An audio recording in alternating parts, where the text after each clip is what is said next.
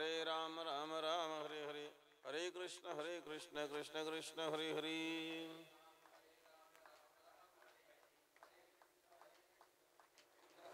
पुंडली वरदर विठ्ठल श्री ज्ञानदेव तुकाराम. पंढरीनाथ भगवान की जय. सद्गुरु गंगागिरी महाराज की जय. सद्गुरु नारायणगिरी महाराज की जय. सद्गुरु चांगदेव महाराज की जय. जातस्य ध्रुवं मृत्युर्ध्रुवं जन्म मृतस्य च तस्मात् परिहार्यर्थे न त्वं शोचितुमर्हसि. गंगा विशुद्धं नितपादस्पर्शं सर्ववेष्टितं चुम्बितं पुण्यस्थानं सरालिसितं त्वं समाधिस्थमूर्तिं नमामि गंगागिरियोगिराजं. शुचिः शेलः समोदक्षः सप्रतापी जितेन्द्रियं तं नारायणगिरिं वंदे सच्चिदानंदविग्रहं. योगीराज सद्गुरु गंगागिरी महाराजांच्या कृपेने, सद्गुरु श्री नारायणगिरी महाराजांच्या आशीर्वादाने स्वर्गीय गंगा भागीरथी राहीबाई देवराम पाटील मगर यांचं असणारं प्रथम पुण्यस्मरण, समस्त मगर परिवार, त्यांचा मुलगा चबू देवराम मगर, राजेंद्र देवराम मगर, गोरख देवराम मगर, नातू चिरंजीव निखिल सुदाम मगर, चिरंजीव ओमचंद्र मगर, सौ अनिता अनिलराव बोरकर मुलगी, सर्व मगर परिवारावर प्रेम करणारे त्यांचे सर्व आप्तेष्ट मित्रगण, भक्तगण, भजनी मंडळ, या ठिकाणी पाहुणे मंडळ, सर्वांना धन्यवाद. डोनगावकर ग्रामस्थ, डोनगावचा हा परिवार आहेत मगर परिवार. स्वर्गीय गंगा भागीरथी राहीबाई देवराम मगर यांचं प्रथम पुण्यस्मरण आहेत. मगर परिवारावर प्रेम करणारे त्यांचे सर्व आप्तेष्ट मित्रगण भक्तगण. करूया थोडा वेळ सेवा या पुण्यस्मरणाच्या निमित्ताने.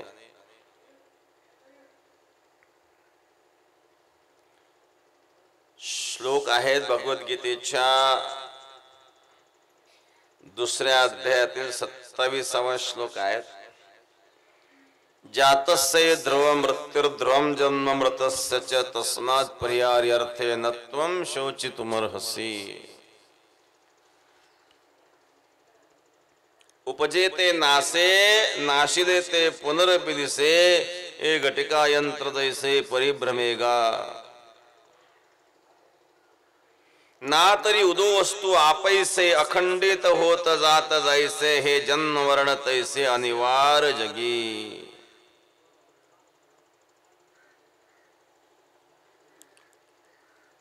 जातस्य ध्रुव मृत्युर्ध्रुवं जन्म मृतस्य च तस्मात् परिहार्यर्थे न त्वं शोचितुमर्हसि.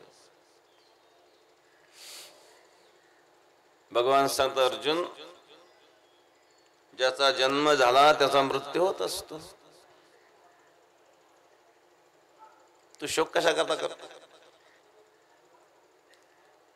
लोकांना मरणाची भीती असते. मरण म्हणजे काय? मृत्यू म्हणजे आताचं जीवन आणि पुढच्या जीवनातला स्वल्प विराम. मृत्यू म्हणजे सर्वनाश नाही आहे. आजपर्यंत आपले अनंत जन्म होऊन गेले, आपलं स्मरण नाहीये त्याचं. परवा संध्याकाळी काय खाल्लं हे स्मरण आहे का? ऐका लक्षात, काय खाल्लं परवा संध्याकाळी? मग आता परवा संध्याकाळी काय खाल्लं हे लक्षात नाही.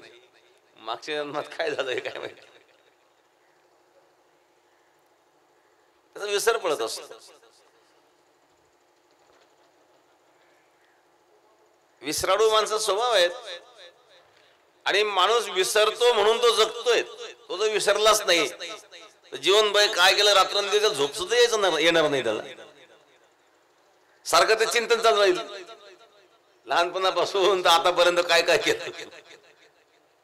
त्याचा विसर पडतो. विसर पडल्यामुळे शांती आहे. सारखं चिंतन करीत राहिल्यानंतर मनोविकार होईल त्याला. मनोविकारी माणसाला झोप येत नाही.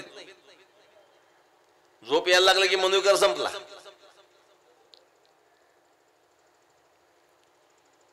झोप न येणं असा एक रोग आहे. काही लोकांना झोपेच्या गोळ्या घ्याव्या लागतात. तर सारखं जर आठवत राहिलं तर झोपही येणार नाही. म्हणजे विसरणं हा एक स्वभाव आहे. काही लोक कायमच विसरलो असतं, तो भाग वेगळा आहे. एक गेला मोटरसायकल पत्नीला घेऊन, पेट्रोल पंपावर गाडी थांबवली पेट्रोल टाकायला, पत्नी उतरली, पेट्रोल टाकलं, निघालं तसंच, मग पाहिलंच नाही. पत्नी राहिली पंपावरच. घरी आला, पत्नीला चावी घे, दारू उघडायला, पाहतो पत्नीच नाही पाठी, मग पत्नी कुठे गेली. बर फोन करावं, त्याच्याकडे फोन नाही, रस्त्याने पडले काय कुठे पडले. पुन्हा गेला माग, कारण घराची चावी तिच्याकडे होती. बघा असे विसरव लोक राहतात. 2 महिला चर्चा करीत होत्या. एक म्हणले आमचे तर पती असे आहेत, म्हणजे त्यांना जर बाजारात पाठवलं ना, कांदे सांगितले बटाटे आणतात, वांगे सांगितले मिरच्या आणतात, ध्यानात राहतच नाही म्हणते त्यांच्या. दुसरे म्हणले तुझं तरी बरं आहे, कांद्याच्या जागेवर बटाटे आले, वांग्याच्या जागेवर मिरच्या जरी, तर भाजी तर होतेच ना. पण आमचे तर असे, ते जर बाजारात गेले, मी जर पाठीमागून आले, दोघांची जर गाठ झाली, तर ते म्हणतात बाईसाहेब तुम्हाला कुठंतरी पाहिल्यासारखं वाटतं. बघा स्मरणशक्ती. इतकाही विसरळूपणा नसावा, पण विसरणं हा स्वभाव आहे. जीवनामध्ये अशा काही घटना घडलेल्या असतात की त्या आपल्या हृदयाला कोरले असतात, ते आपण कधीच विसरू शकत नाही.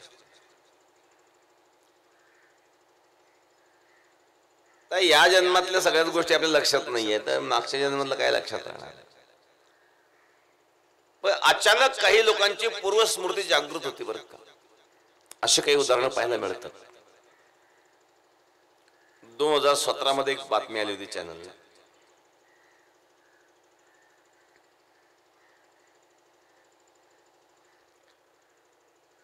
तर भूतान देशाचा मुलगा होता एक.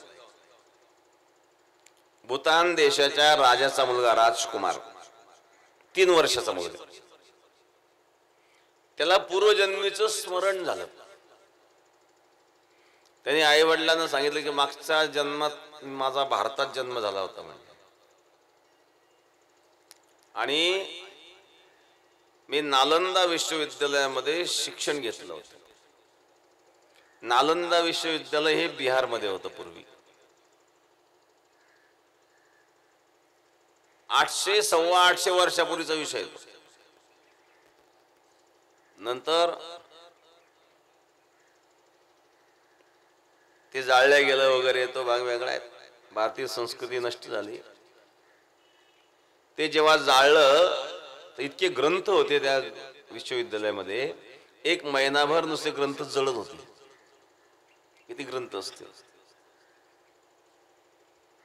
त्या विश्वविद्यालयामध्ये. संपूर्ण जगभरातून लोक शिकायला यायचे भारतीय संस्कृती. 10,000 विद्यार्थ्यांची तिथं राहण्याची व्यवस्था होती. 10,000 विद्यार्थी तिथं शिकत होते आणि 1,500 त्या ठिकाणी कर्मचारी होते. म्हणजे 800-850 वर्षापूर्वीची कथा सांगतोय, आजची नाही. कल्पना करा, 800 वर्षापूर्वीच एक विश्वविद्यालय, तिथे 10,000 विद्यार्थी शिकतात, 1,500 त्या ठिकाणी शिक्षक आणि इतर कर्मचारी राहतात. याची राहण्याची, भोजनाची, निवासाची सगळी व्यवस्था त्या ठिकाणी. इतकं मोठं विश्वविद्यालय होतं. आता ते खंडित झालेलं आहे. पुरातत्व खात्याच्या ताब्यात आहे आता सध्या. त्या मुलाने सांगितलं या विद्यालयामध्ये माझं शिक्षण झालं, आणि शिक्षण झाल्यानंतर याच विद्यालयामध्ये शिक्षक म्हणून मी तिथं काम केलेलं आहे. पोरगा 3 वर्षाचा. 3 वर्ष पोराला नीट बोलता येत नाही, आणि तो 800 वर्षापूर्वीच सांगतोय आई बापाला. बापाने दुर्लक्ष केलं, पोरग बोलत असेल, काही बोलतं पोरग. पण तो नेहमी जेव्हा ते बोलायला लागला, त्याच्या आजीने विचार केला हे पोरग बोलतंय नेमकं, आपण तपास करायला काय हरकत नाही, खरंच आहे का काय म्हणून. 3 वर्षाच्या मुलाकडे कोण लक्ष देतो. पण आजीने ठरवलं नाही. आजी त्या मुलाला घेऊन आली भारतात. बापान दुर्लक्ष केलं, पण आजी भारतात घेऊन आली. आणि मग बिहारमध्ये ते विश्वविद्यालय होतं त्यावेळेला. तिथं जेव्हा त्या मुलाला नेलं तर त्याने ज्या जागा दाखवल्या, इथं भोजनालय होतं, इथं शयनगृह होतं, इथं झोपायचे सर्व, इथं क्रीडांगण होतं, मुलांची खेळण्याची जागा होती, इथं पाठशाळा होती. या सगळ्या जागा त्या मुलांनी दाखवल्या. आणि मग पुरातत्व खात्याच्या अधिकाऱ्यांशी जेव्हा चर्चा केली तर ते पुरातत्व खात्याचे लोक देखील चकित झाले की एवढं डिटेल ह्या मुलाला कसं माहिती. एक तर तो आज देशातला नाहीये. त्यांनी सांगितलेली माहिती इतकी तंतोतंत होती की पुरातत्व खात्याचे लोक सुद्धा चकित झाले. बरं, सांगणारा मुलगा 3 वर्षाचा आहे, त्याला कोणी सांगू शकत नाही. आई बाबाला काही माहित नाही या विषयावर, आई बाबाला काही माहिती नाही, त्याला कोणी सांगितलं वा असंही काही नाही आहेत. सगळे चकित झाले. म्हणजे त्याला त्या काळामध्ये पूर्वजन्मीचं स्मरण झालं. असे काही प्रसंग जेव्हा डोळ्यासमोर येतात, आता प्रत्यक्ष परिस्थितीला नाकारता येईल का हो?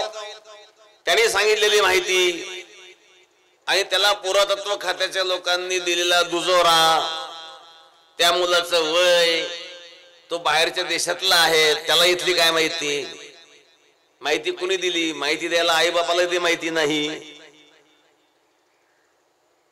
असे प्रसंग जेव्हा समोर येतात तर वास्तविक हे मानावंच लागतं. फार क्वचित असे प्रसंग घडतात अचानक पूर्वजन्मीचं स्मरण झाल्याचे.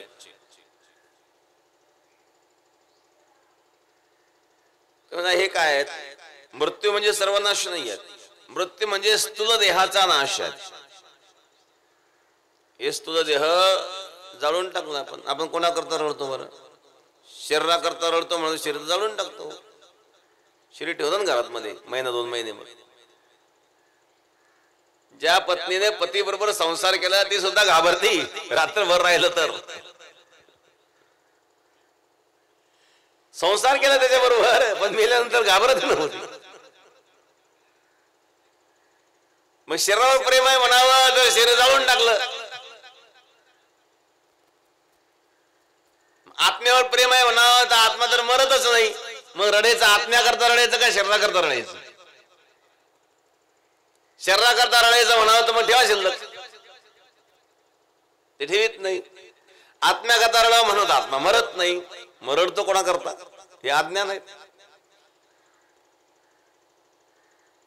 म्हणून भगवान अर्जुन जातस्य ध्रुवम मृत्युर्ध्रुवम जन्म मृतस्य तस्मात् परिहारते न तुम शोचितुमर्हसि. त्याकरता माऊलींनी उदाहरण सांगितलं. उपजेते नाशे नाशिले ते पुनरपि दिसे हे घटिका यंत्र जैसे परिभ्रमेगा.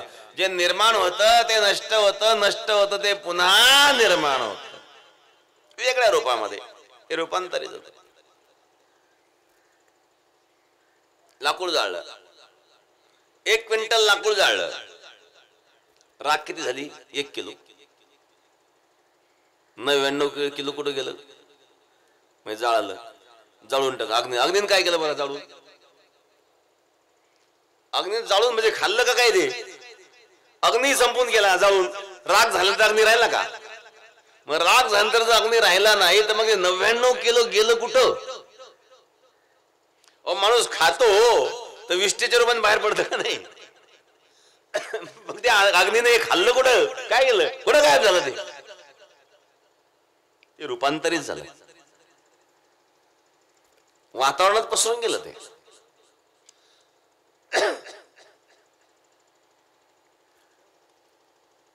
वायू वायूमध्ये विलीन झाला, जल जलामध्ये विलीन झालं, सगळं एकमेकात वातावरणामध्ये विलीन होऊन गेलं. प्रत्येक वर्षी नोव्हेंबर डिसेंबरच्या दरम्यान दिल्लीमध्ये प्रदूषणाचा स्तर वाढतो बरं का. प्रदूषणाचा स्तर वाढतो आणि त्याच्या बातम्या येतात टीव्हीवर. त्या महिन्यात नेमका का स्तर वाढतो प्रदूषणाचा दिल्लीमध्ये? दिल्लीच्या जवळ हरियाणा पंजाब हे दोन प्रांत आहे जवळ दिल्लीपासून. आणि हरियाणा पंजाब प्रांतामध्ये पावसाळ्यामध्ये भात केला जातो, भाताचं पीक. आणि भाताचं पीक काढल्यानंतर ताबडतोब त्यांना गहू करायचा असतो. मग ते सगळे शेतकरी काय करतात, हार्वेस्टरने भात सांगून घेतात आणि पेटवून देतात. लाखो हेक्टर जमिनी पेटवल्या जातात. मग त्याचं प्रदूषण तयार होतं. कारण त्या भाताला रासायनिक खत घातलेलं आहे, त्याला विषारी औषधं फवारलेले आहेत. मग जे रासायनिक खत विषारी औषधाचा अंश त्यामध्ये आहेत ना, मग ते पेटवल्यामुळं काय झालं, त्याचं प्रदूषण निर्माण होतं आणि ते वातावरणात पसरतं. दिल्ली जवळ असल्यामुळं ते प्रदूषण दिल्लीत पोचतं. आणि अगोदरच कारखानदारीचं प्रदूषण आणि हे प्रदूषण, हे दोन्ही प्रदूषण एकत्रित होतात आणि मग प्रदूषणाचा स्तर वाढतो आणि त्यामुळे बातम्या सुरू होतात की प्रदूषण वाढलं. म्हणजे कशामुळे झालं तर अग्नीने काय केलं, त्या पदार्थाला जाळलं नाहीये, नुसतं जाळून नाही टाकलं, ते त्या पदार्थामध्ये असणारे जे काही सगळे तत्व होते ते वातावरणात पसरवण्याचं काम केलं. म्हणजे जे काही होतं ते रूपांतरित झालं, संपलं नाही ते. असा प्रत्येक पदार्थ रूपांतरित होत असतो. कोणताही पदार्थ निर्माण होत नाही, नष्ट होत नाही. नष्ट कधीच होत नाही, तो वेगळ्या रूपात पाहायला मिळतो आपल्याला. मग माऊली या ठिकाणी काय सांगतात, उपजे ते नासे नासिले ते पुनरपि दिसे, हे घटिका यंत्र जैसे परिभ्रमेगा. जे निर्माण झालं ते नष्ट झालेलं दिसतं, पण नष्ट झाल्यानंतर ते पुन्हा वेगळ्या रूपात आपल्याला पाहायला मिळतं. तस मृत्यू झाला, जातस्य ध्रुव मृत्यू ध्रुवम जन्म मृतस्य, पुन्हा त्याचा जन्म तुम्हाला वेगळ्या रूपात दिसणार आहे. मृत्यू म्हणजे फक्त शरीराचा नाश झाला, तोही स्थूल शरीराचा. शास्त्रामध्ये 3 प्रकारची शरीर मानलेली आहेत. कोणी म्हणजे आम्हाला दिसत का नाही, दिसत का नाही तुम्ही पाहत नाही, लक्ष कधी दिलंच नाही आपण. बाकीचे 2 कोणते शरीर आहेत, त्याचा अनुभव येतो का, दररोज येतो. या 3ही शरीराचा अनुभव आपण दररोज घेतो.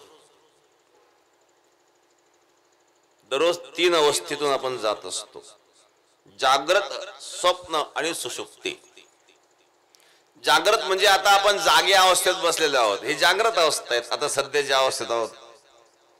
झोपल्यानंतर 2 अवस्था आहेत, स्वप्न आणि सुषुप्ती. झोपेमध्ये स्वप्न पडतात. मग ते स्वप्नाला शरीर कोणतं,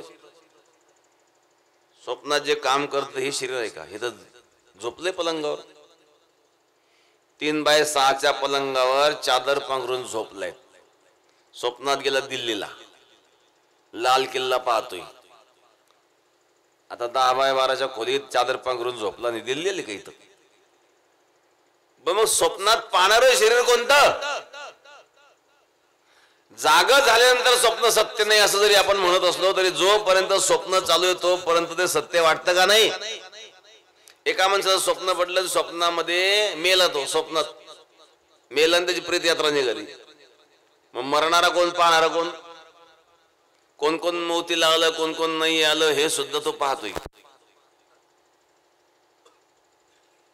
मग ते मेलं ते शरीर कोणतं, पाहणारं शरीर कोणतं. अनुभव आहे, झोपेमध्ये अनुभव घेतलाय का नाही. मग झोपेतला अनुभव घेणारं शरीर कोणतं आहे, याचा ते शरीर वेगळं असलं पाहिजे. ते शरीर आहे सूक्ष्म शरीर. हे स्वप्न अवस्थेमध्ये कार्यरत झालेलं आहे. या सूक्ष्म शरीराबद्दल अनेक सूक्ष्म गोष्टी शास्त्रामध्ये सांगितल्या आहेत, त्या विषयावर आपल्याला जायचं नाही. पण स्वप्नावस्थेमध्ये ज्या शरीराचा आपण अनुभव घेतो ते सूक्ष्म शरीर आहेत, ते हे शरीर नाही आहेत. हे तर डोळे बंद करून पडलेले आहेत, फक्त श्वास चालू आहेत, हालचाल सुद्धा नाही या शरीराची. ते शरीर आहे, अनुभव घेत आहे. तिसरं कारण शरीर आहे सुषुप्ती अवस्थेमध्ये. गाढ निद्रा आहेत. जगाचं भान नाही, स्वतःचं भान नाही. या गाढ निद्रेच्या अवस्थेमध्ये साप जरी उशाला आला तरी त्याला भीती वाटणार नाही. कोणी सोन्याची वीट उशाला आणून ठेवली तरी त्याला सुख वाटणार नाही. त्याला कशाचंच भान नाही.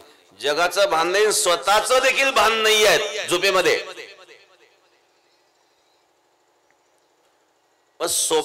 झोपेतून जागा झाल्यानंतर तो म्हणतो मी सुखाने झोपलो होतो, मला कशाचंही भान नव्हतं. मग कशाचंही भान नव्हतं हे भान झालं कोणाला, याचा अनुभव घेणार कोण? याचाही अनुभव घेणारं एक शरीर आहे, त्याला शास्त्रकारांनी कारण शरीर मांडलेलं.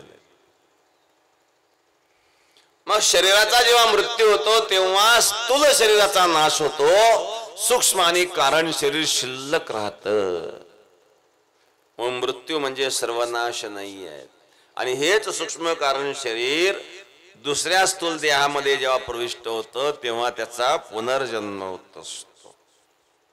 माऊली काय सांगतात या विषयावर बघा. ना तरी उदो वस्तू आपे अखंडित होत जात जैसे, हे जन्म मरण तैसे अनिवार्य जगी. उदय आणि अस्त, सूर्योदय झाला, संध्याकाळपर्यंत सूर्य दिसतोय, रात्री अस्त झाला, कुठे गेला सूर्य? दिसत नाही. तो नाही असं नाही आहे, तो दिसत नाही आहे, पण दुसऱ्या दिवशी पुन्हा उदय होतो. मध्यंतरीच्या काळामध्ये जरी तो दिसत नसला तरी त्याला नाही म्हणता येत नाही. तसं या देहामध्ये आता तू आहे, मृत्यूनंतर मध्यंतरीचा काळ आहे, त्यामध्ये जरी दिसत नसेल तरी तू नाही असं नाही आहे. मग जसा सूर्य उदय झाल्यानंतर दुसऱ्या दिवशी पुन्हा दिसतो, तसं पुन्हा तुझा जन्म झाल्यानंतर पुन्हा तू दिसणार आहे.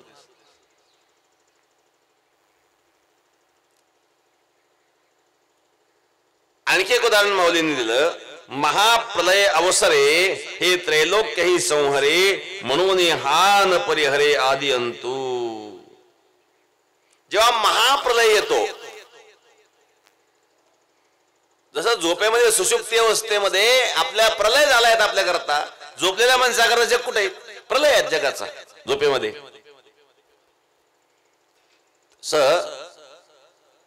महाप्रलय जेव्हा होतो, सृष्टीचा अंत होतो, त्यावेळेला ईश्वरामध्ये सर्व सृष्टी सुप्त अवस्थेमध्ये असते. आणि पुन्हा जेव्हा सृजन होतं, पुन्हा ती सृष्टी निर्माण होते. म्हणजे सृष्टीचाही नाश कधी होत नाही, मनुष्याचाही नाश कधी होत नाही, आत्मा कधी नष्ट होत नाही. आणि म्हणून तू दुःख कशाचं करतो अर्जना? तू जरी मानसी तरी खेदू का करीसी, काय जाणतूच नेनसी धनुर्धरा. काय जाणूनही तुला कळत नाही, कशाचा शोक करतोस? जन्म मृत्यू प्रक्रिया चालू असते, मृत्यूचं भय संपलं पाहिजे. मृत्यू म्हणजे सर्वनाश नाही आहे, जीवन आहेत, हे सतत चालू आहेत. आणि यापासून जर वेगळं व्हावं असं वाटत असेल तर मग त्याकरता मुक्तीचा मार्ग शास्त्राने सांगितला.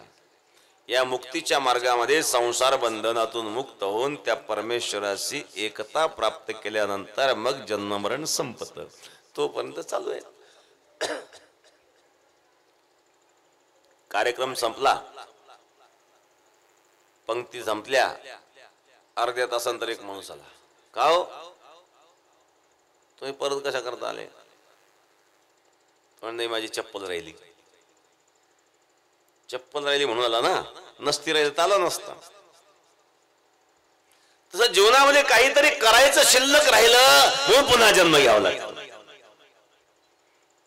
काही लोक म्हणतात ना, आजा आला म्हणतात, आजा पोटी आला. कशा करता आला तो आजा? काहीतरी राहिले त्याचं शिल्लक, त्याची वासना शिल्लक राहिली म्हणून जन्माला आला परत. जन्म घेणे लागे वासनेच्या संगीतेची झाले अंगे हरिरूप. काहीतरी संस्कार शिल्लक राहतात आणि ते शिल्लक राहिलेले संस्कार आपल्या पुनर्जन्माला कारण ठरत असतात. आणि अनंत काळापासून हे चालत आलेलं आहे. आपलं स्मरण नाहीये, त्याचं स्मरण नाही याचा अर्थ ते घडलेलं नाही असं मानता येत नाही. अचानक जर स्मरण घडलं, एक घडलेली घटना आहे हरियाणामध्ये.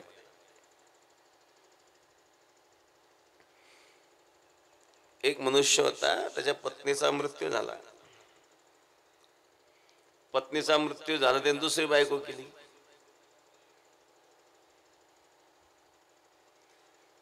दुसरी बायको केल्यानंतर आता संसार सुरू झाला, चांगला पैशावाला होता.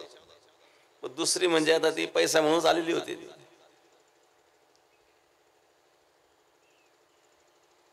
तिचा डोळा त्याच्या पैशावर. ती पहिली होती बिचारी सज्जन, गेली. ती सगळे सज्जन असतात असं नाहीये. पैशावर डोळा असल्यामुळं त्यांनी एक दिवस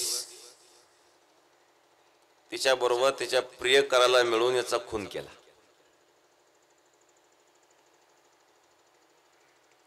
आणि एक फार्म हाऊस होत, तिथे याला पुरलं. आणि मग ताबा घेतला. आता पत्नी म्हणून ती जाहीर असल्यामुळे त्याची प्रॉपर्टी हिला मिळाली. ती तिच्या प्रियकराबरोबर राहायला लागली. याला खरंच केलं, संपवलं त्यांनी.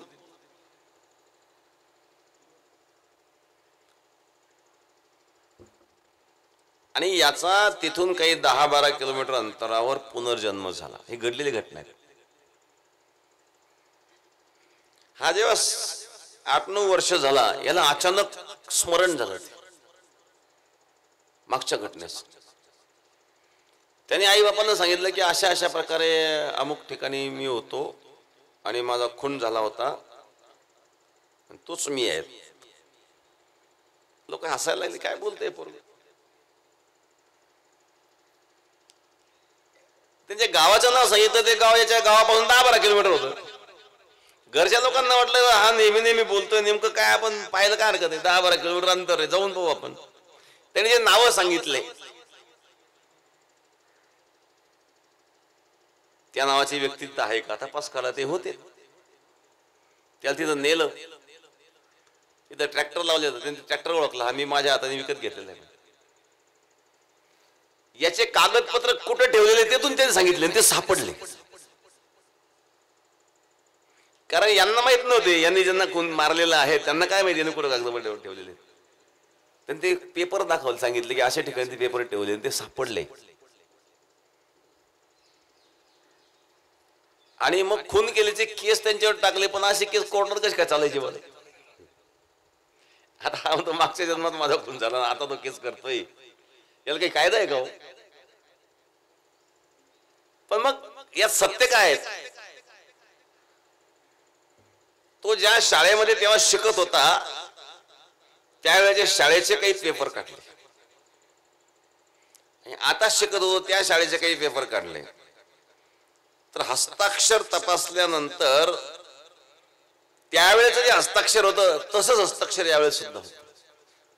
दोन्ही हस्ताक्षर जेव्हा जोडवले तर असं वाटत होतं दोन्ही एकाच व्यक्तीने हे लिहिलेलं आहे. इतकं तंतोतंत त्या हस्ताक्षर जुळत होतं.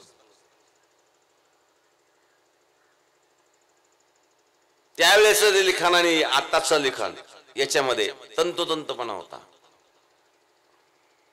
असं वाटायला लागलं की नेमकं काहीतरी यात दिसतंय. हा जो मुलगा बोलतोय हे एवढं वाऱ्यावर सोडण्यासारखं दिसत नाहीये. पण हे सिद्ध कसं करायचं? खून झाल्याचं हा मोठा प्रश्न होता. पण त्याने सांगितलं अमुक ठिकाणी पुरलेले ते प्रेत, जे फॉर्म हाऊस आहे त्या ठिकाणी खून केला होता आणि तिथं खड्डा खोदून ते पुरलेलं आहे. ती जागा त्यांनी दाखवली. आणि त्या जागेच्या ठिकाणी जेव्हा उत्खनन केलं तर तिथं हाडाचा सापडा सापडला नव्हता. आता विज्ञान टेक्नॉलॉजी खूप पुढे गेली. त्याचे DNA टेस्ट केले गेले आणि DNA टेस्ट केल्यानंतर यांनी सांगितलेली बातमी सत्य आहे हे सिद्ध झालं. आणि मग त्या दोघं पती पत्नींना अटक केली. अटक केल्याच्या नंतर शेवटी त्यांना ते कबूल करावं लागलं. त्यांनी कबूल केलं ते घडलेली घटना. आता एकदा आरोपी कबूल झाल्यानंतर मग काय विषय राहिला. आरोपी कबूल झाल्यानंतर त्यांना सजा देखील झाली. म्हणजे या जन्मामध्ये एखाद्या व्यक्तीने खून केला तर त्याने पुढच्या जन्मात त्याला जेलमध्ये टाकलं, अशी घडलेली घटना आहे. आता ही कशी नाकारणार बरं?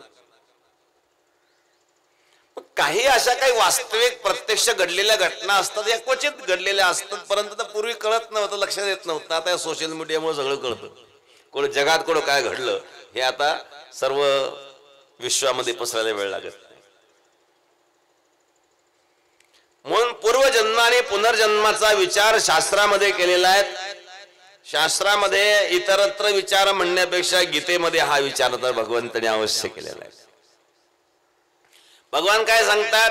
वासांश जीर्णानि यथा विहाय नवानि गृह्णाति नरो प्राणी तथा शरीरानि विहाय जीर्णानि अन्यानि संयाति नवानि देहि. जैसे जीर्ण वस्त्र सांडिजे मग नूतन वेडिजे तैसे देहांतरा ते स्वीकारिजे चैतन्यनाथे.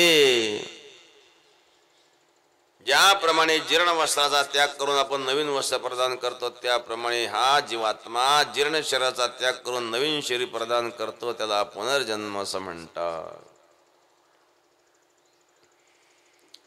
म्हणून तस्मात परिहार्य अर्थेन त्वम शोचितुमर्हसि. अर्जुन, तू शोक करू नको, दुःख करू नको. मेल्याचं दुःख मानू नये. हे जीवन संपत नाहीये, हा प्रवास कधीच संपलेला नाहीये.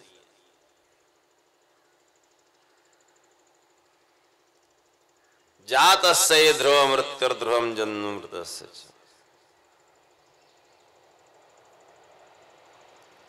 अशा प्रकारे या श्लोकाचा सरळ अर्थ आहे. मग पुराणामध्ये अनेक उदाहरणं पाहायला मिळतात. जळभरत राजा हरणे गर्भा गेला, घाला तो घातला वासनेने. संत रोहिदास महाराज होते ना, रोहिदास महाराजांची पूर्वजन्माची कथा सांगितली जाते. मागच्या जन्मामध्ये ते एक साधू होते.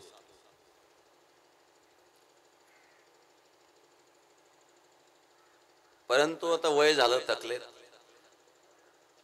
एका शिष्याने नवीन जोड त्यांच्याकरता खरेदी केले. जोड पाहिल्यानंतर त्यांना वाटलं काय आता आपण थकलो आणि जोड पायात घालायची तर इच्छा आहे, पण घालून चालणार कुठं? पडले अंथरुणात. त्या चपलाचा जोड होता जो, त्याच्याकडे पाहून त्यांच्या मनात त्या जोडातच त्यांची वासना अडकली नव्हती, प्राण सोडले त्यांनी. पुढच्या जन्मातही ते संत झाले, पण रोहिदास महाराज चर्मकाराच्या घरी जन्मले. रोहिदास सांबार म्हणजे तशा प्रकारची ती वासना शिल्लक राहिल्यामुळं जन्म घेणे लागे वासनेचे संगे ते चर्मकाराच्या घरी जन्माला आले आणि सांभार झाले. पण भक्तीचे संस्कार असल्यामुळे त्याही काळात त्यांनी भक्तीच केली. चर्मकाराच्या घरी जरी जन्माला आले असले तरी जीवनभर त्यांनी भक्ती केली. पण ही वासना पुढच्या जन्माला एक कारण असते. भागवतामध्ये उदाहरण येतं, जळभरताने राज्याचा त्याग केला, ऐश्वर्याचा त्याग केला, घराचा त्याग केला, वनात गेला, परंतु प्रातःकाळी स्नानाला गेला असताना वाघाच्या डरकारीचा आवाज आला. काही हरिण पाणी पिण्याकरता आलेले होते. वाघाच्या भयंकर गर्जनेचा आवाज आल्यानंतर ते हरिण घाबरले. एक हरिण उडी मारायला लागली नदीच्या पलीकडे जाण्याकरिता. ती गर्भवती हरिण होती. त्या हरिणीचा गर्भपात पाण्यामध्ये झाला आणि ते हरिण मरून पडली. पण ते पाळस जिवंत होतं. ते वाहत वाहत आलं. भरताने पाहिलं. भरताने त्या पाळसाला उचललं आणि आपल्या झोपडीत आणलं. त्याला चारा खाऊ घातला. दूध पाजलं तर बालपणी तर दूधच लहान. नंतर चारा खाऊ घालून ते हरणाचं पाळस मोठं झालं. प्राणी मात्रावर दया करावी. कदाचित त्याला उचललं नसतं ते वाहून गेलं असतं. माशाने खाऊन टाकलं असतं. प्राण्यावर दया करणं वाईट नाही आहे, पण त्यात आसक्त होणं हा दोष आहे. काही लोक बघा कारमध्ये कुत्र्याला घेऊन येतात. कुत्रा सांभाळायला 25,000 पगाराचे नोकर असतात. कुत्र्याला सांभाळावं चांगली गोष्ट आहे, पण रात्रंदिवस जर त्याच्या चिंतनामध्ये आपण राहिलो आणि त्याचं चिंतन करता करता जर मृत्यू झाला तर पुढच्या जन्मात कुत्र व्हावं लागेल. आसक्ती नसावी. प्राण्यावर दया करणं वाईट नाहीये, दया तर प्रत्येक जीवमात्रावर करावी.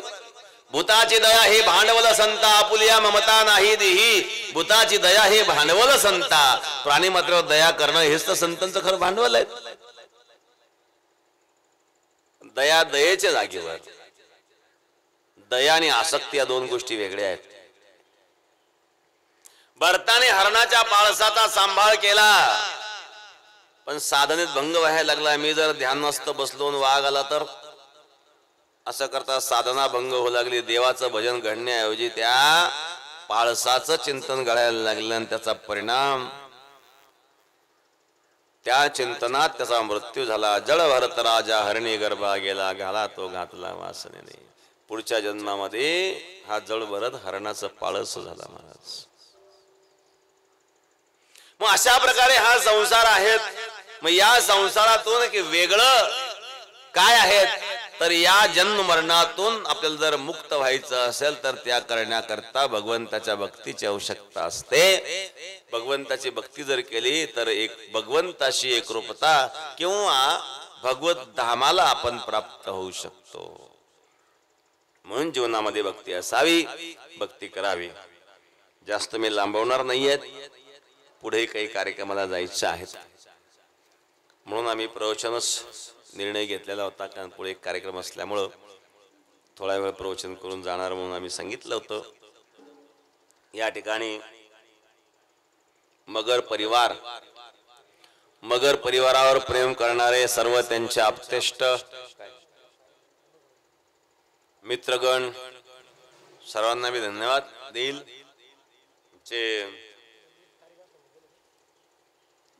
धनुभाऊ त्यांनी जास्त आग्रह केला होता, पण गेले, त्यांना पुढे काहीतरी कार्यक्रम होता, कुठेतरी जायचं होतं त्यांना. आपल्या सर्व डोणगावकर ग्रामस्थांना आणि मगर परिवारावर प्रेम करणाऱ्या सर्व आप्तेष्ट मित्रगण, सर्व पाहुणे मंडळींना, तसंच भजनी मंडळ, सर्व गायक वादक मंडळ, सर्वांना मी या ठिकाणी धन्यवाद देतो. आणि पुढे कार्यक्रम असल्यामुळं वाणीला विश्राम देतो. कुंडली वरदारी विठ्ठल श्री ज्ञानदेव तुकाराम सद्गुरु गंगागिरी महाराज की जय. सद्गुरु नारायण गिरी महाराज की जय. पंढरीनाथ भगवान की जय.